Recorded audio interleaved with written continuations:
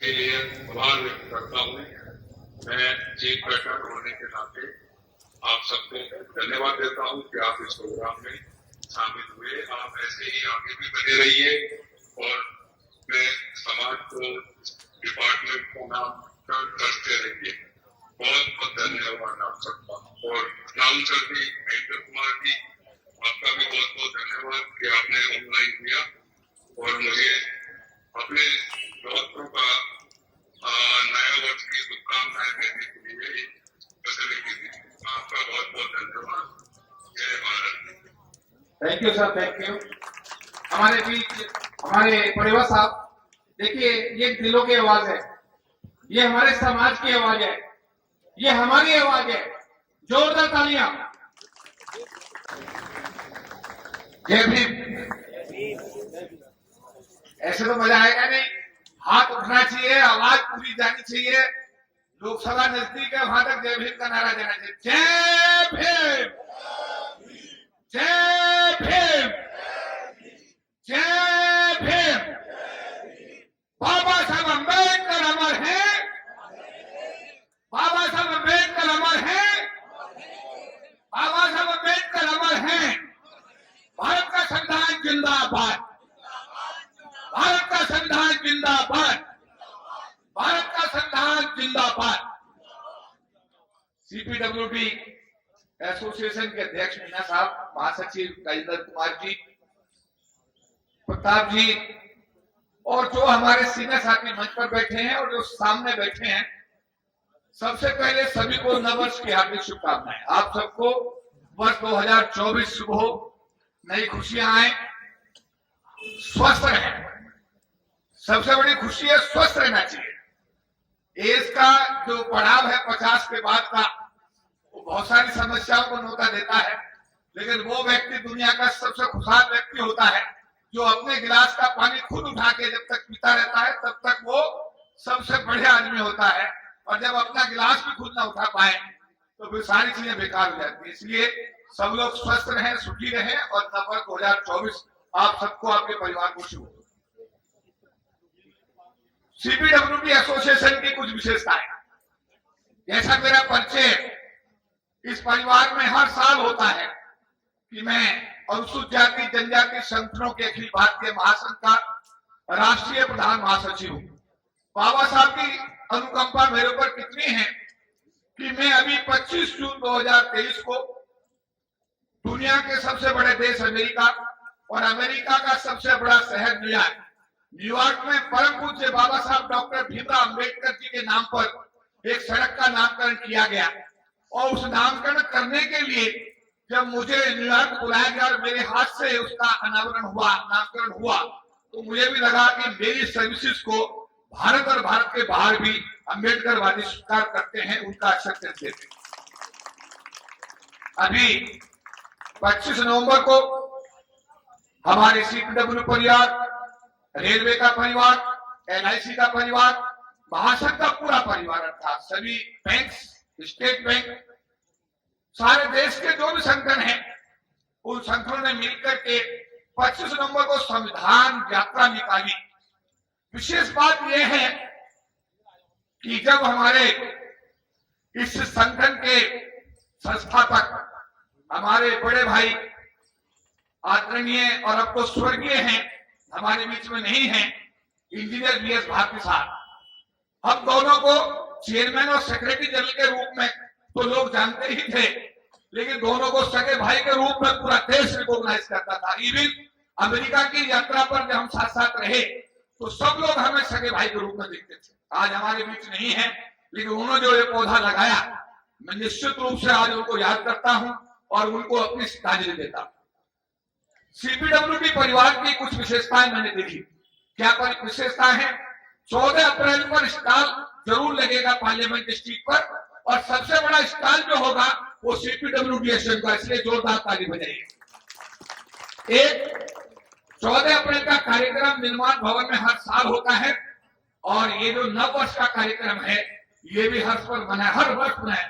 ये अकेला ऐसा विभाग है पूरे महासंघ का जो इन गतिविधियों को नियमित रूप से अपनी डायरी, अपने कैलेंडर छपवा करके नए साल में हम सबको याद करके 14 अप्रैल का बाबा साहब का निर्वाण भवन में कार्यक्रम करके और संसद मार्ग पर बाबा साहब के 14 अप्रैल के जन्मदिन के अवसर पर स्टॉल लगा करके अपनी जिम्मेदारी का निर्वहन कर रहा है।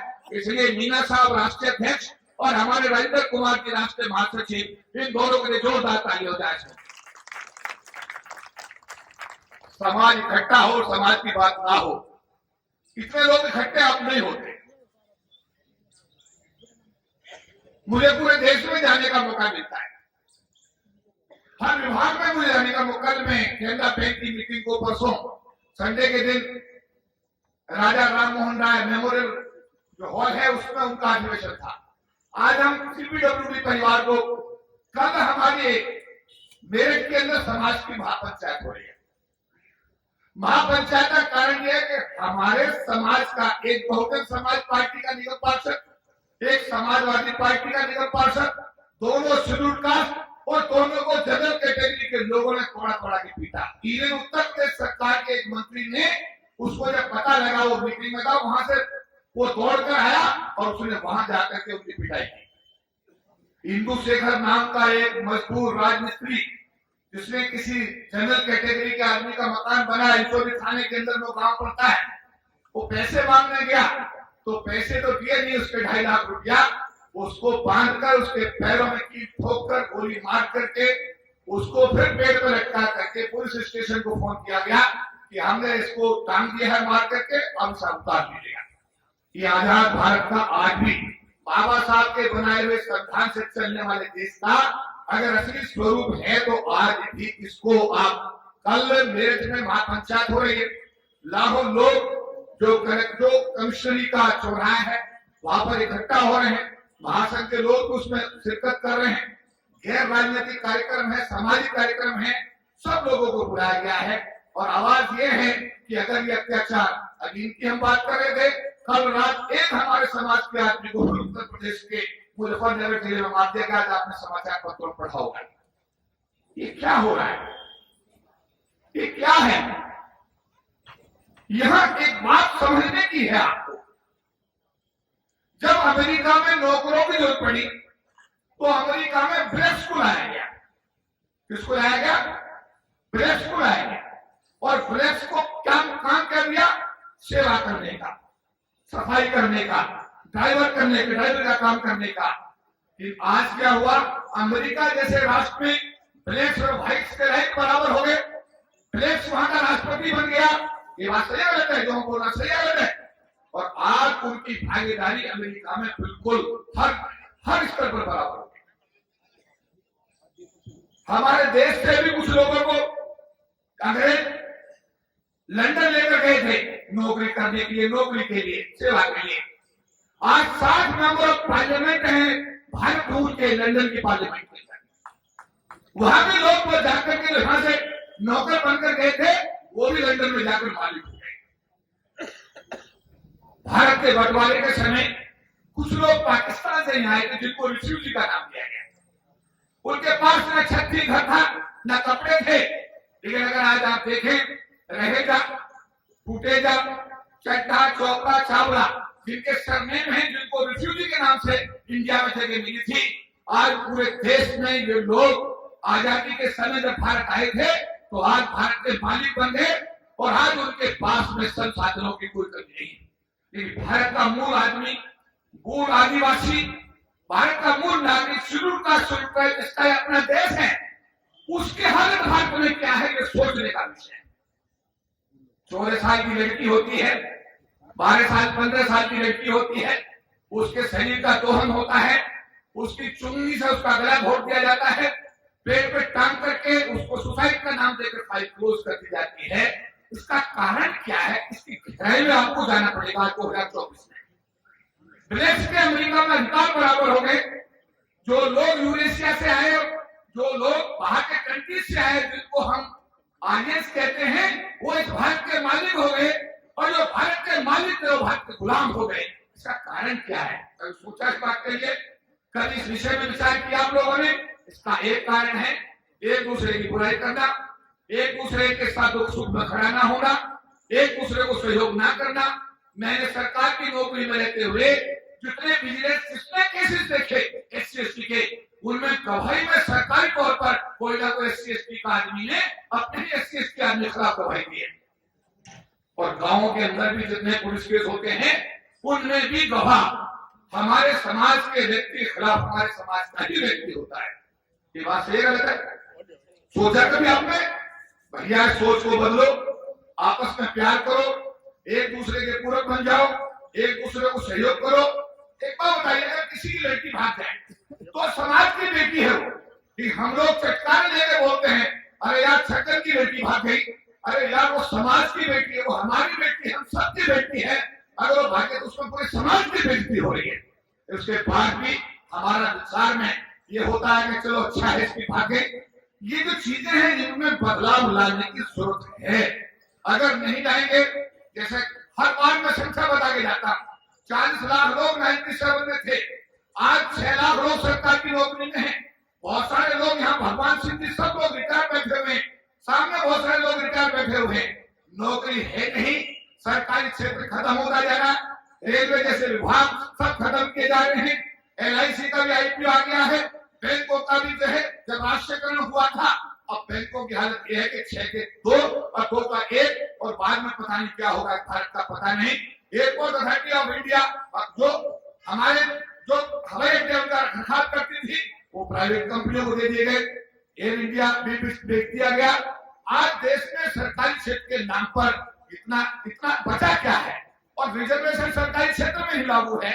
इस विचार को देखिए, जब तक बच्चा रोता नहीं माँ भी उसे दूध नहीं पिलाती। इसलिए माँ का बच्चे का रिश्ता दुनिया का सबसे मजबूत रिश्ता है, लेकिन माँ भी दूध तब पिलाती है जब बच्चा रोता है। जब तक रोगे नहीं, चिल्लाओगे नहीं, सर को बिहाओगे नहीं, अपनी आवाज उठाओगे नहीं, ये सरकारें इस देश के SC/ST के लोगों के लिए कुछ करने वाली नहीं है। आओ 2024 में हम सब इकट्ठे होकर के आपसी प्रेम भाव को बढ़ाते हुए, एक दूसरे के पूरक होते हुए, बाबा साहब अम्बेडकर के संविधान को पढ़ करके, बाबा साहब के दिए साहित्य को पढ़ करके अपना एक नया सवेरा खोजें। अगर ऐसा करेंगे तो हम अपनी पीढ़ियों को जवाब दे पाएंगे। अन्यथा 24 के बाद 25 और 25 के बाद 26 जब मनाएंगे तो 6 लाख की जगह 2 लाख रह जाएंगे, और उसके बाद जब 0 हो जाएगा तो बैक टू पेविलियन। हमारे और आपके बच्चे के पास जो मकान हमने बनाया है उसकी पुताई कराने के पैसे नहीं होंगे। ये भविष्य में आपको बताया जा रहा है। मेरा निवेदन है, क्योंकि मुझे जिम्मेदारी आप लोगों ने दी है, पूरे देश के सरकारी अधिकारी कर्मचारियों के महासंघ का मैं पिछले 30 साल से राष्ट्रीय महासचिव हूँ। इस जिम्मेदारी को मैं देश विदेश में जब भी मुझे मौका मिलता है मैं समाज को कोशिश करता हूँ कि जो तथ्य है उन्हें बताए जाए, जो हमारी गलतियां उन्हें सुधारा जाए, और सुधर करके हम लोग एकजुट होकर के आने वाले भविष्य को हमें संवारने की सबको मिलकर के कोशिश करनी चाहिए। आज के सुंदर आयोजन के लिए CPWD एसोसिएशन के साथियों को मैं बधाई देता हूं, क्योंकि कल के कार्यक्रम के लिए 4 बजे प्रेस कॉन्फ्रेंस मुझे बुलाई थी, उसको मुझे संबोधित करना है। इसलिए मैंने कहा कि मुझे अगर पहले मौका दे दिया जाता है तो बड़ा धन्यवाद होगा। मैं मीना साहब का, राजेंद्र कुमार जी का बहुत बहुत आभार और धन्यवाद करता हूं। और एक बार पुनः अपने ये CPWD परिवार के एक एक साथी को वर्ष 2024 की शुभकामनाएं प्रेषित करता हूं। सभी को जय भीम।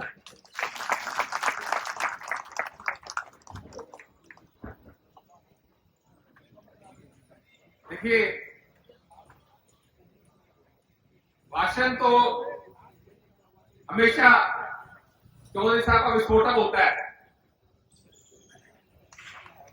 और वो समाज के को डेडिकेटेड भी होता है, और ये सच्चाई इससे भी मुंह नहीं मोड़ सकता।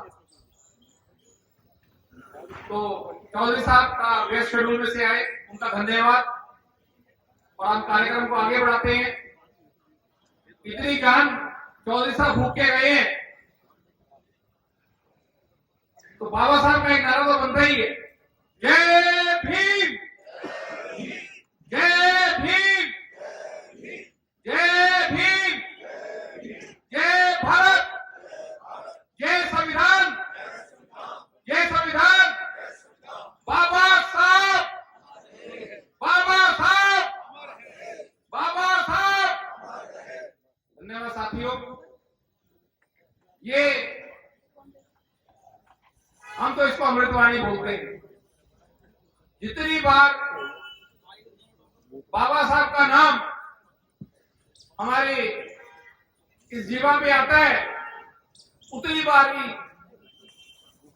हमारे पिताजी बोलते थे पवित्र हो गए, क्योंकि जो आज हम सूट बूट में बैठे हैं ये सब उसी महान पुरुष की जो है देन है, जिसके लिए ये समाज हमेशा उनका ऋणी रहेगा। मैं अब भगवान सिंह साहब को रिक्वेस्ट करता हूं कि नव वर्ष के उपलक्ष्य में 2 शब्द कहेंगे भगवान सिंह साहब।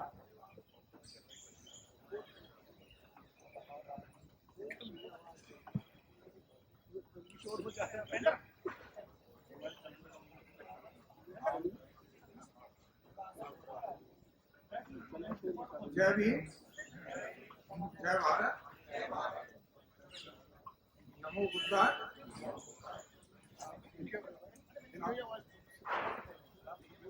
साथियों, नववर्ष पर आपने मुझे आमंत्रित किया। मैं इसमें मुझे इस अवसर पर पार्टिसिपेट करने का मौका मिला। मैं आपके सामने उपस्थित हुआ।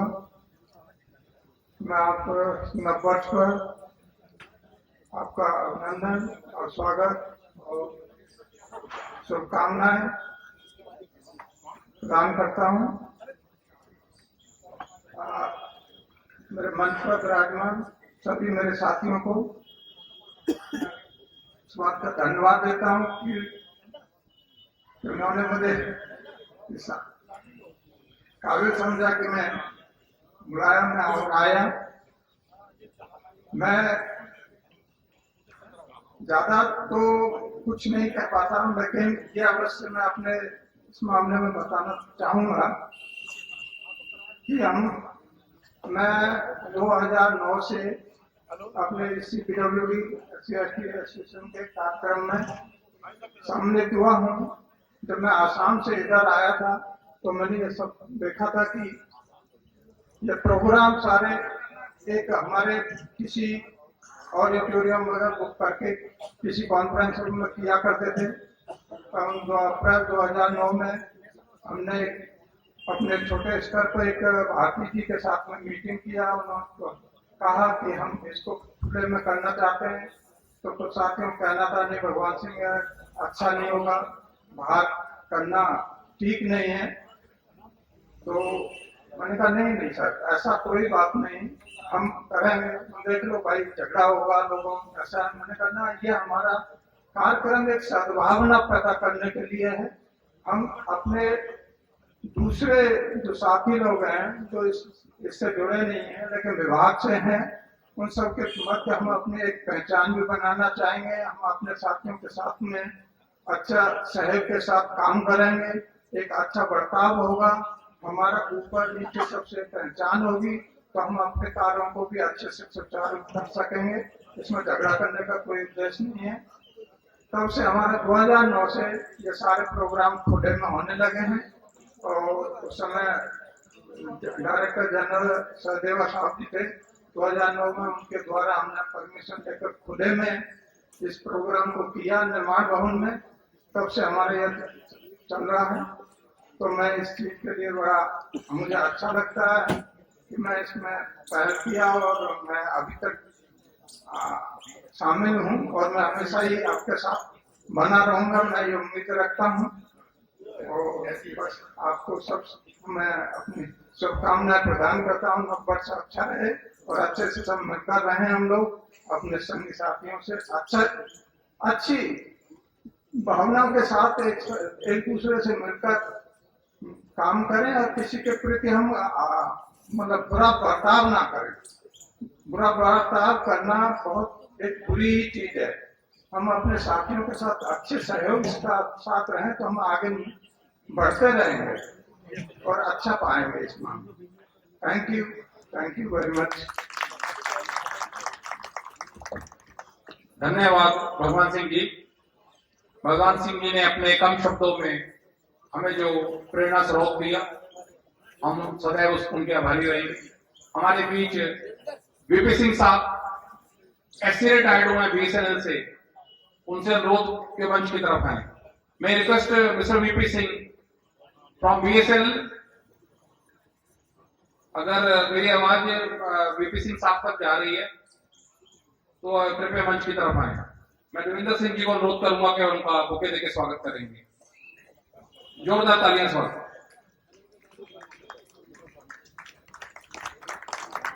साथियों, ये वो साथी हैं जो अन्य विभागों से रिटायर होकर भी हमारे फंक्शन को अटेंड करने आए हैं। ये बधाई के पात्र हैं, प्रशंसा के पात्र हैं। ये कार्यकारिणी उनका हार्दिक आभार व्यक्त करती है। मैं